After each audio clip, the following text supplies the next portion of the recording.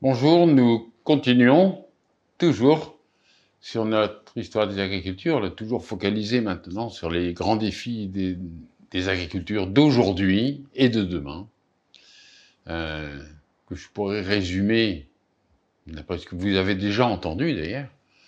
Il s'agit de savoir vivre dans un monde fini, limité.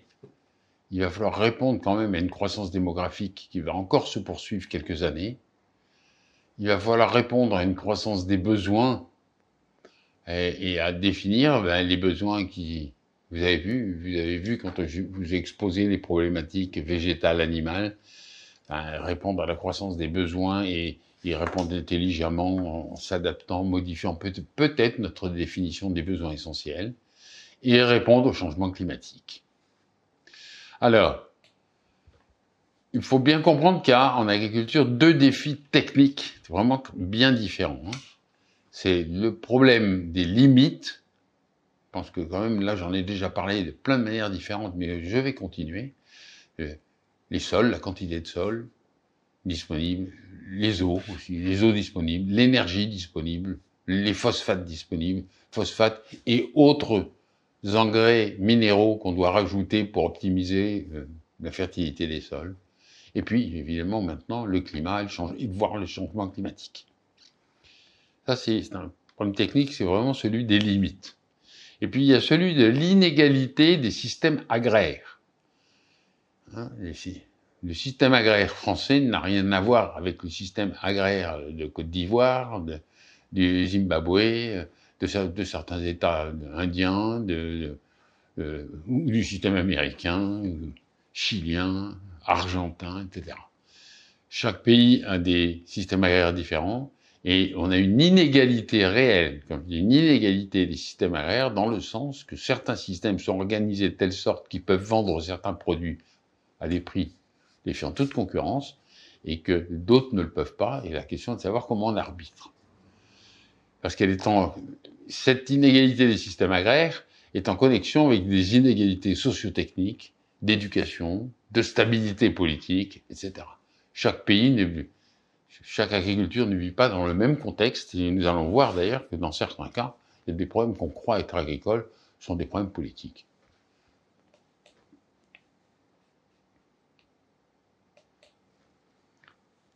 Alors, là, je vous ai mis une petite image pour que vous vous rendiez compte, avec une rivière, un bateau.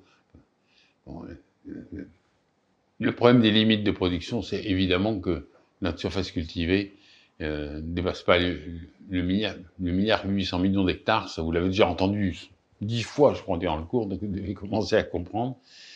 Les problèmes d'irrigation, c'est que, paradoxalement, on peut manquer d'eau. Un pays, par exemple, qui est déclaré comme pays qui manque d'eau, c'est la Belgique. Ça paraîtra bizarre, hein. La Belgique est traversée par un grand fleuve.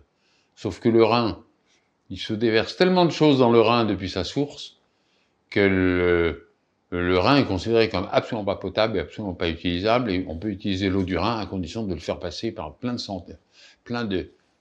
centrales de traitement des eaux, etc., pour que le pays puisse bénéficier d'une eau et qu'on puisse même irriguer avec cette eau-là. Donc, on n'en a pas fini en Europe pour, disons, prendre saine toutes les eaux. Vous avez entendu parler lors des Jeux Olympiques que l'eau de la Seine est commencé à devenir correcte. Ben voilà.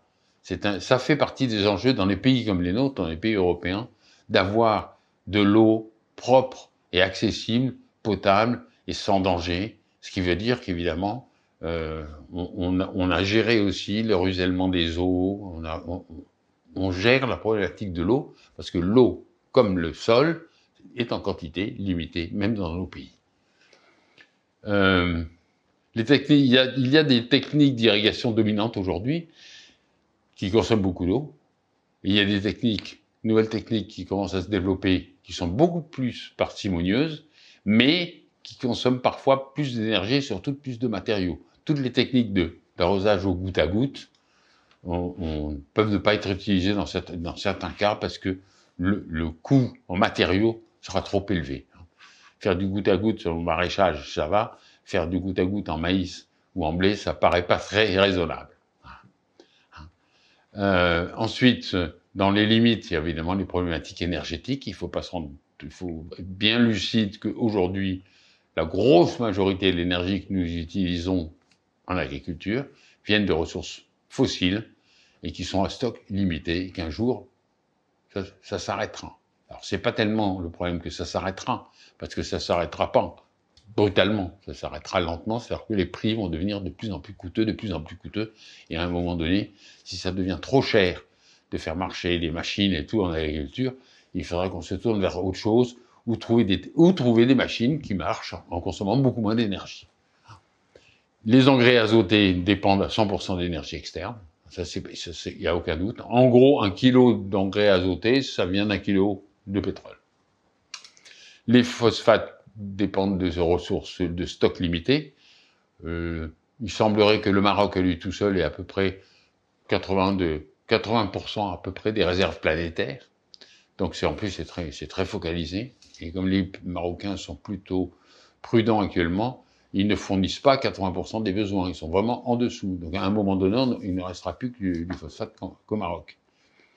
Sauf si on recycle, nous, les phosphates en permanence et que justement, on ne les laisse pas partir dans les eaux et qu'on se retrouve à une gestion où on aura des besoins de phosphate bien inférieurs parce qu'on les recycle.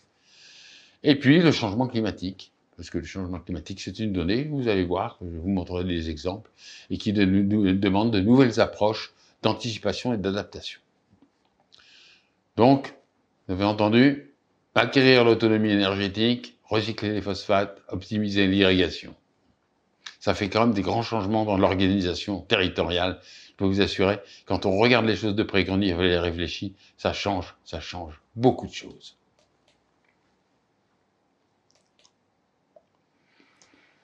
Là, je vous propose un tableau qui vient de la FAO, donc que je pense que tout à fait digne de confiance, et qui montre l'évolution des rendements des principales grandes cultures depuis 1960 jusqu'à peu près 2020, donc jusqu'à il y a 3 ans. Et quand vous regardez ça, vous voyez que vous avez une croissance générale globale, il n'y a pas de doute, mais avec des croissances plus fortes pour certains pays. Par exemple, l'huile de palme, tellement décriée, est celle qui a connu la plus forte croissance. Juste en dessous, vous dites qu'est-ce qu'il y a? Rapeseed. Ah ben rapeseed, c'est le colza, donc encore de l'huile. Celui d'après, en brun, c'est le soja. Non, c'est le blé. C'est le blé. Bon, puis on peut en descendre. Et puis quand on regarde celui qui croît le moins, tiens, c'est le sugarcane. Mais bon, le sugarcane, c'est la canne à sucre. Canne à sucre, c'est à peu près, elle n'aurait cru que de 25%, que de 25% en 60 ans. Comparé, si on fait une moyenne de tout l'ensemble, on a en gros multiplié par 2,5 la production entre 1960 et 2020. C'est-à-dire qu'entre 1960 et 2020, on a augmenté la production plus que la population mondiale. Ce qui laisse pas mal d'espoir. On se dit, bon, c'est bon. Alors, par rapport à ça, on a quelques données qui sont problématiques et qui rendent perplexes. La même source, la FAO, montre qu'il y a un arrêt de croissance dans les rendements en blé dans les pays en voie de développement. Et on voit bien qu'entre 1950 et début de l'an 2000, ensuite, ça s'arrête à croître. Alors, il faut faire attention, parce que d'abord, ce n'est que le rendement en blé, et le rendement en blé dans les pays en voie de développement. Je vous ai donné un exemple du manioc en Afrique. Ça, c'est sûr que les rendements en blé en Afrique, ils ont dû s'accroître dans les endroits où on pouvait faire du blé, puis après, là où on pouvait plus, on a arrêté, on a fait autre chose, et on n'a pas pu croître plus. Donc il faut prendre ce chiffre, ce tableau, ce tableau des rendements en blé dans les pays en voie de développement, qui s'arrête de croître à peu près aux alentours de 2000, en ayant quand même multiplié par 5 ces rendements, n'oublions pas, comme plutôt le fait que tous les endroits où c'était intéressant de faire du blé, on a arrêté de le faire à partir des années 2000, n'a pas trouvé d'autres endroits. Donc on ne pouvait pas faire mieux, et on ne pouvait pas trouver des sols où on pouvait en croître les rendements. Je pense que ce serait plutôt ça la bonne hypothèse. Donc, autrement dit, ça voudrait dire que ces rendements en blé ne sont pas un indicateur d'incapacité à accroître les rendements, mais plutôt un indicateur de limite physique des lieux où on peut faire du blé avec des rendements élevés. Parce qu'on prend la France et on découvre le même phénomène en France. Alors, en France, c'est sûr que le rendement, les blés, ben, les surfaces ne bougent pas et on peut même avoir une tendance à arrêter de faire du blé sur les endroits où on fait des quintaux de rendement un peu trop faibles, comme dans la moitié sud de la France. Donc, il va falloir être prudent aussi quand on voit ça, mais malgré tout, puisque ces données là, que je vous donne là sont des données qui ont été fournies aussi par l'INRA, c'est-à-dire qu'on voit que 70 quintaux à l'hectare, en moyenne totale pour la France, ça a l'air d'être difficilement dépassable. Alors, si maintenant je fais une coupure en deux, hein, je coupe la France, moitié sud à peu près, en prenant la Loire comme modèle, sud de la Loire, nord de la Loire. Sud de la Loire, on va avoir des rendements certainement bien inférieurs à 60 quintaux. On va peut-être avoir des rendements de l'ordre de entre 50 et 55. Si vous montez dans la partie nord, et en plus surtout dans le tiers nord de la France, les rendements moyens montent tout de suite à 90 quintaux. Donc attention, là encore, vous voyez, on a fait une moyenne globale sur un pays qui est hétérogène, et la question de cet arrêt de la croissance peut être tout simplement due au fait qu'on va choisir il va y avoir des choix qui peuvent être faits par les agriculteurs, tout simplement, et que des agriculteurs plus nombreux que d'autres se mettent à vouloir faire du blé dans le sud pour différentes raisons. Il faut savoir on développe l'épeautre, par exemple, en France. Maintenant, on est passé à plusieurs milliers d'hectares d'épeautre, alors que c'était par dizaines que ça se comptait il y a seulement 10 ans. Donc, on est peut-être en train de vouloir cultiver des vieux blés pour répondre à une demande particulière, ce qui va faire baisser la moyenne des rendements, ça c'est sûr. Mais si c'est voulu. Donc, faut prendre les choses avec précaution. On sait seulement que, globalement, il y a une stagnation et qu'on a du mal maintenant à dépasser les 70 quintaux. Donc on a quand même une limite physique qui apparaît. Alors on a quelques effets physiques et qu'on pense être connectés au changement climatique. C'est ce que je vous montre, c'est ce que je voudrais vous faire percevoir là, c'est que la stabilisation des rendements en blé, d'après l'INRA, les 2/3 seraient imputables au changement climatique et 1/3 à des choix techniques, des choix d'orientation technique différents.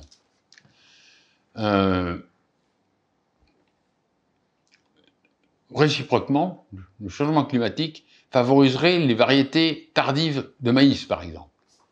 Donc, si ça favorise les variétés maïs tardives, ça peut accroître les rendements à une condition qu'on puisse irriguer. Le maïs est extrêmement sensible à l'irrigation, c'est vraiment une des plantes, comme la canne à sucre, comme le palmier à huile, ça fait partie de ces plantes dites en C4, qui assimilent plus rapidement la lumière, et donc à partir du moment où il y a suffisamment d'eau, ont des rendements tout à fait extraordinaires.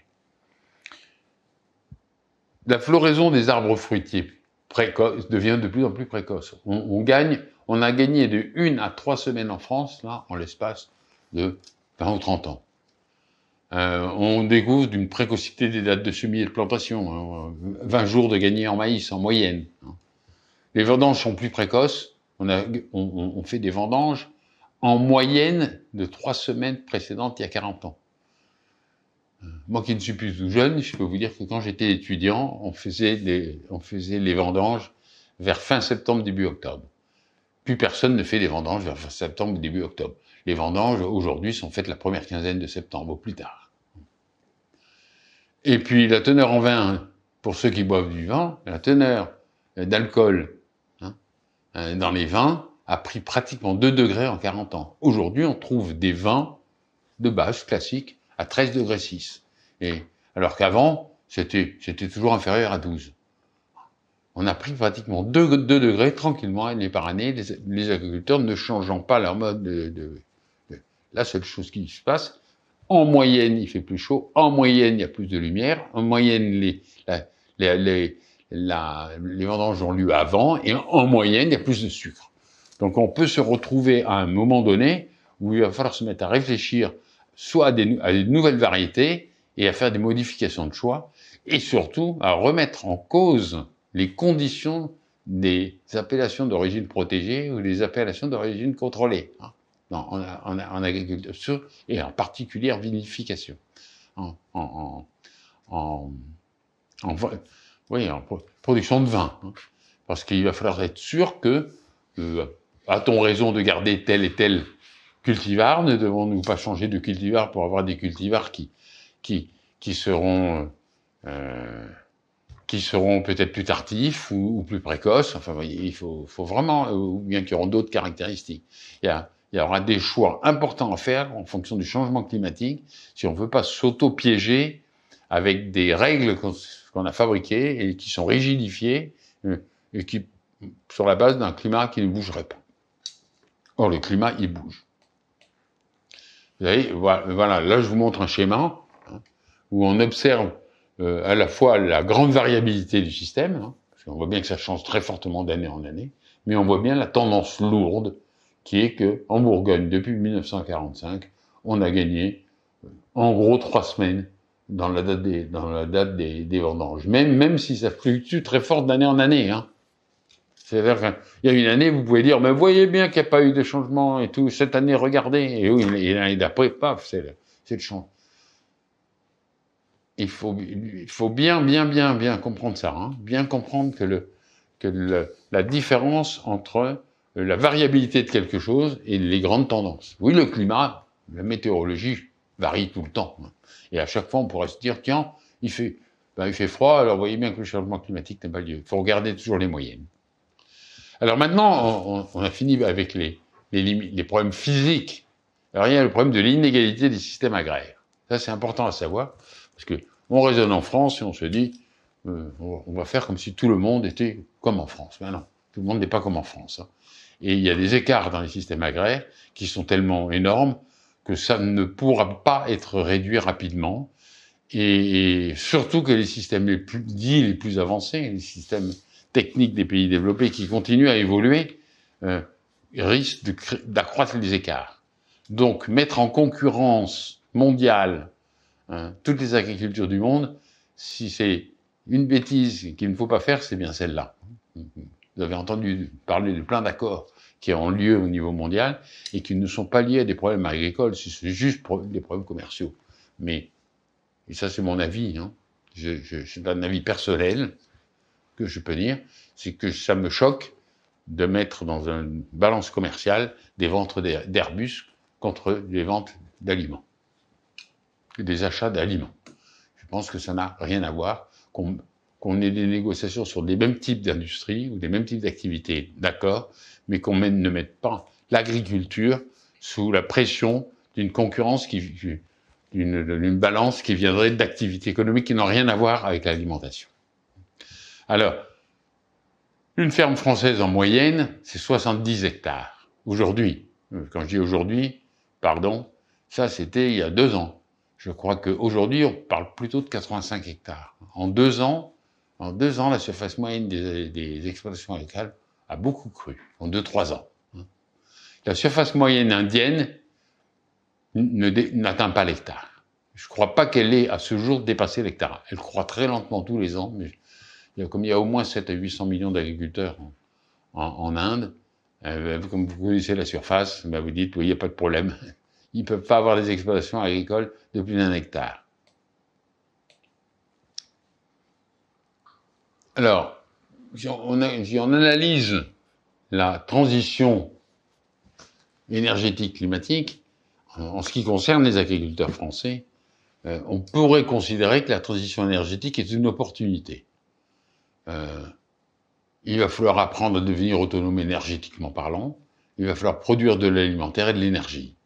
Et il va falloir sortir d'un paradigme qu'on s'est construit nous-mêmes, qui est de devoir exporter de l'alimentation en grande quantité. On ne voit pas pourquoi, pour quelles raisons il faut que l'agriculture soit exportatrice. Il n'y a aucune raison, mais on ne voit pas pourquoi il faut que globalement on importe des aliments. Donc il On rentre dans des choix qui ne sont pas techniques, mais qui deviennent quasi politiques. Hein. Garantir une autonomie alimentaire.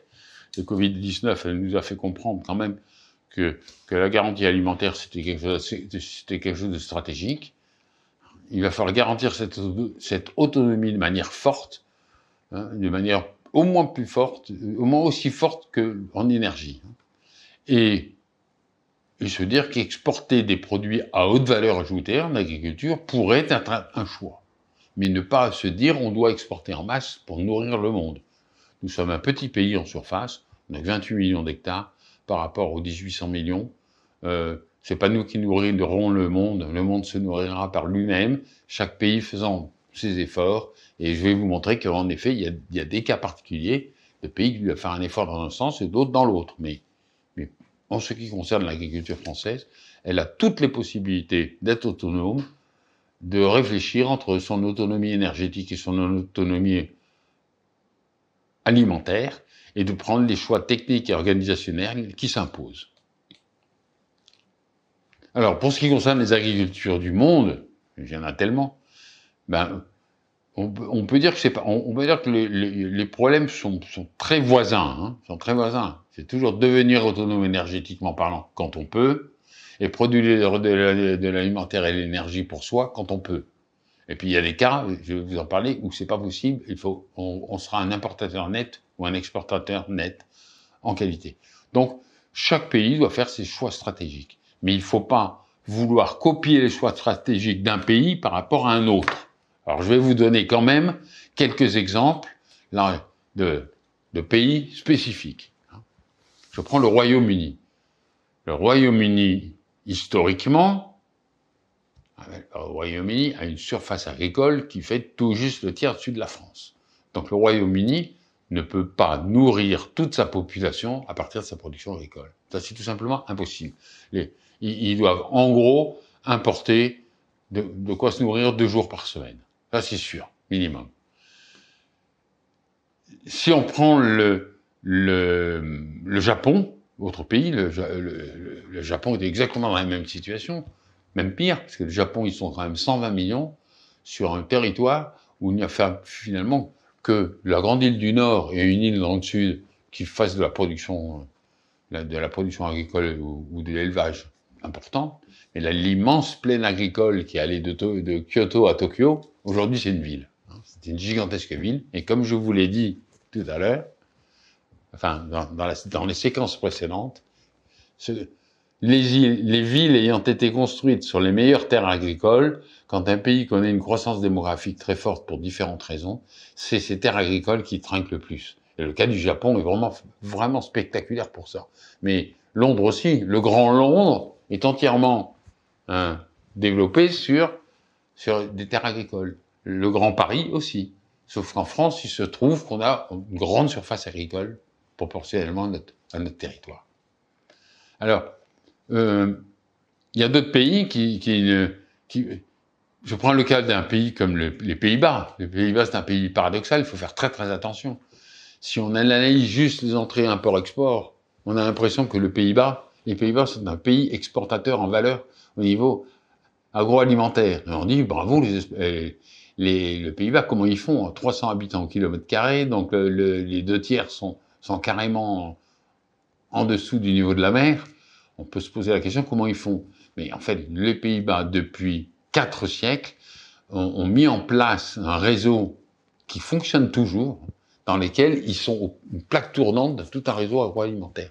Donc les 2 tiers de ce que les Hollandais exportent sont des produits qu'ils ont importés par ailleurs. Donc parfois ils importent et ils dispatchent directement, parfois ils font de la transformation.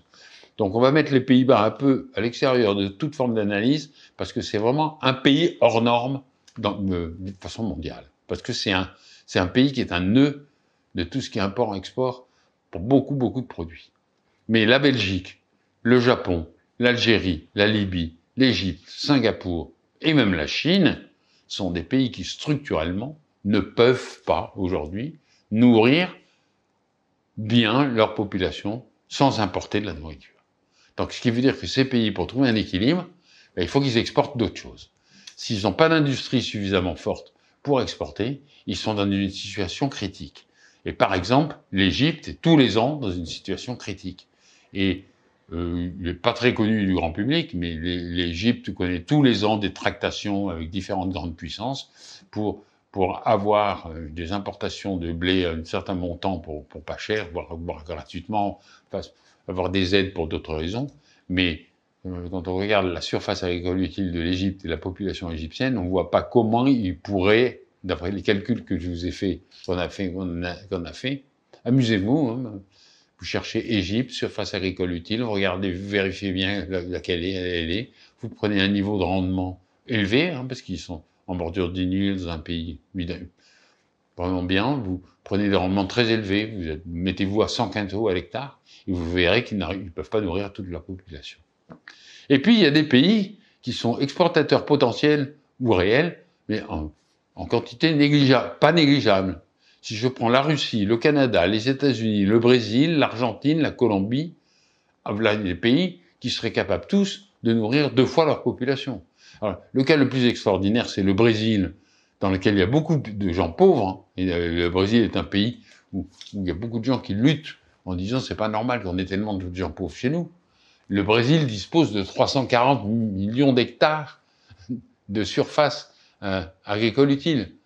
En ayant des rendements juste normaux, ils pourraient nourrir 1 milliard d'habitants. C'est-à-dire qu'eux, ils peuvent exporter. Ils ont vraiment de quoi exporter.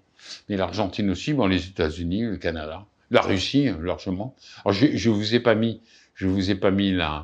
l'Ukraine parce que vu la situation actuelle de l'Ukraine, c'est un peu compliqué, mais l'Ukraine a un potentiel aussi exportateur considérable. Alors, je vous ai mis, il y a quelques autres pays d'Amérique du Sud, il y a l'Australie, la Nouvelle-Zélande, et même quelques pays d'Afrique, qui ont globalement un pays où ils pourraient exporter davantage que ce qu'ils importent. Donc l'équilibre entre les pays importateurs et exportateurs est nécessairement quelque chose à construire, et le commerce de produits alimentaires est quelque chose d'important qui est en croissance aujourd'hui. Et donc il ne faut pas non plus commencer à dire « Ah, il faut manger que du local », vous verrez que c'est assez important, c'est assez impossible dans certains cas. Les pays que je vous ai dit qui doivent être des importateurs nets peuvent pas dire « Je ne veux manger que du local », parce que s'ils veulent faire que ça, ils vont traverser des problèmes difficiles. Et puis pensez que vous aimez peut-être le café, le cacao, les agrumes, manger de temps en temps des mangues, faites boire du thé, faites le point de tout ce que vous aimez, vous découvrirez avec surprise qu'il y a quand même un certain nombre de produits que vous aimez que vous ne pourrez pas trouver en France. Donc il faut aussi accepter qu'on puisse importer et qu'il y ait de l'import-export.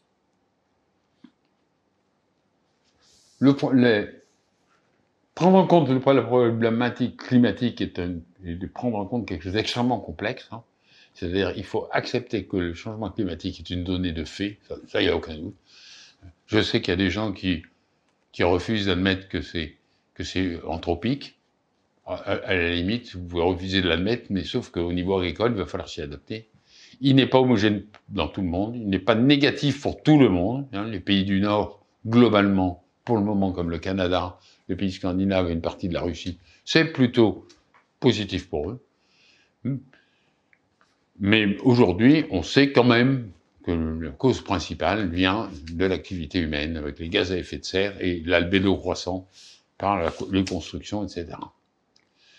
Donc je vais finir sur un tableau qui est un petit peu compliqué, mais analysable.